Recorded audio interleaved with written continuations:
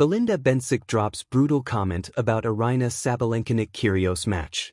Belinda Bencic straight up stated that the Aryna Sabalenka and Nick Kyrgios should not be called Battle of the Sexes, because that simply wasn't one. Exactly a week ago, Sabalenka clashed against Kyrgios with her side of the court reduced by 9%, and each player only had one serve. The Australian won 6-3, 6-3. Before their highly anticipated match at the Coca-Cola Arena, it was labeled the modern version of Battle of the Sexes. As you probably know, the original Battle of the Sexes took place in 1973, when WTA founder Billie Jean King defeated Bobby Riggs. Bencic, an 11-time WTA champion and the current world number 11, kicked off her United Cup campaign by beating Leolia Jean 6-2, 6-4. Later in her presser, the Swiss was asked about Sabalenka's remark that her match against Kyrgios would take the women's game to a higher level. Bencic, that wasn't Battle of the Sexes. Since we're in an ATP and WTA event, I'm curious what you made of the Battle of the Sexes event a few weeks ago, and particularly Sabalenka saying that she thought it would somehow take women's tennis to another level? The question that Bencic received read. The Tokyo Olympics gold medalist responded, "My personal opinion is that it shouldn't have been called Battle of the Sexes, because that was something else. Yeah, it was a nice exhibition." A day earlier, Iga Swiatek was asked a similar question at the United Cup. The 6-time Grand Slam champion proceeded to reveal that she didn't watch the match, and that she didn't have any interest in watching it. "No, I haven't watched because I don't watch stuff like that," world number 2 Swiatek said. Meanwhile, Sabalenka said in her Brisbane International pre-tournament presser that she needs revenge against Kyrgios. When silence speaks louder than applause. The tennis world thrives on noise. The thud of a serve. The scrape of shoes on hard court. The roar of a crowd that swells like a wave and crashes without warning. But sometimes, the loudest moment comes not from a racket strike, but from a sentence. It happened in the strange, hypothetical space where exhibition matches blur lines and egos share oxygen.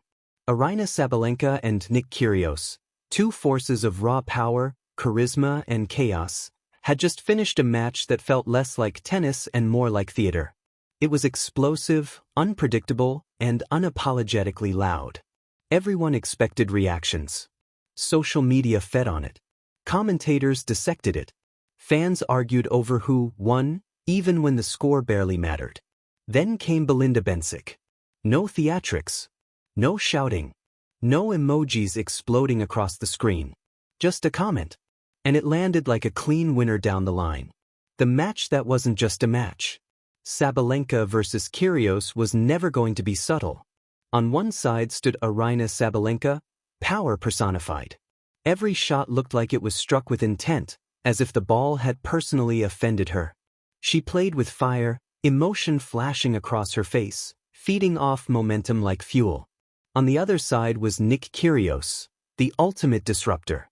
Half genius, half rebel. He turned tennis into performance art, bending the rules of tradition with a grin that said he knew exactly what he was doing. Together, they created spectacle. Points were punctuated with laughter, frustration, and the occasional glare. The crowd didn't just watch, they participated. Cheers erupted after trick shots. Groans followed missed chances. It was tennis stripped of restraint. Some called it refreshing. Others called it disrespectful. Most just couldn't look away. Belinda Bencic watches from the quiet. Belinda Bencic did not tweet during the match. She did not rush to a microphone. She did not perform. That was the first clue. Bencic has always existed differently in the tennis ecosystem. Where others burned bright and loud, she moved with control. Her game was built on precision, anticipation, and discipline, the kind of tennis that doesn't beg for attention but earns it. So when she finally spoke, people listened. Her comment wasn't long. It wasn't cruel. But it was sharp. Not a direct attack, never that. More like a mirror held up to the sport itself. The brutal comment. She said calmly, something along the lines of, "It's entertaining, sure. But sometimes I wonder if the match is about tennis, or about who can be louder." That was it. No names mentioned. No insults thrown. No fire emojis. Yet the reaction was instant. Because in one sentence, Belinda Bencic questioned the direction of modern tennis. Why it hurt so much? The comment was labeled brutal, not because it was harsh, but because it was accurate. Kyrgios has built a career on challenging tennis tradition, and Sabalenka has embraced emotional intensity as part of her competitive identity. Fans love them for it. Broadcasters promote it. The sport benefits from visibility.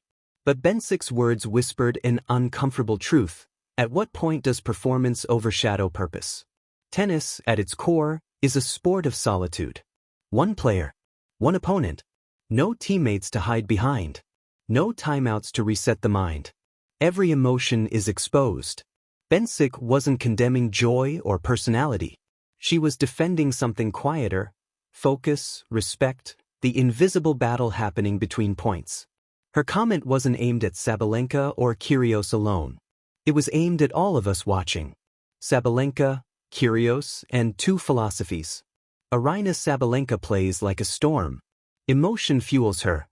Without it, her game dulls. Her intensity is survival, not spectacle. Nick Kyrgios plays like a question mark.